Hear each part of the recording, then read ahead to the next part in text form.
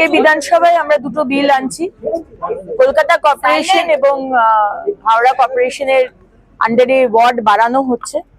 তার কারণ একটাই যে মানুষ পরিষেবা পায়নি।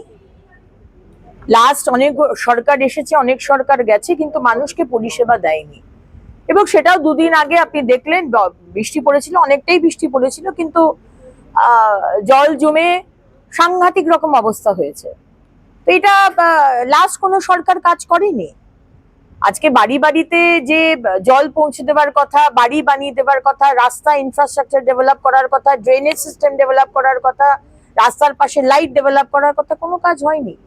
সুতরাং আমরা ওয়ার্ডগুলোকে বাড়াচ্ছি যাতে পরিষেবাটা মানুষ অব্দি পৌঁছয়। দিদি, গতকাল দুর্নীতি হয়েছে, সেখানে দেখা গেল যে এই সরকারের আমলে 3 জন সাধুকে মাথায় বসানো হলো। সেক্ষেত্রে দাঁড়িয়ে যারা এখনো পর্যন্ত চাকরি পায়নি বা চাকরি ঝুলে রয়েছে, সমস্ত সলিউশন কি আসতে পারে বলে মনে হয়?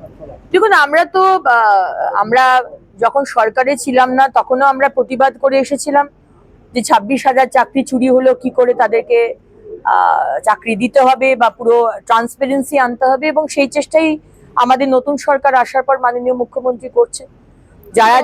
যাদের আমরা তো স্বচ্ছতার মেনটেন করব, প্রসেসটা তো যেভাবে করা দরকার, স্বচ্ছতা মেনটেন করা দরকার, সেভাবে হবে। শ্যামবাজার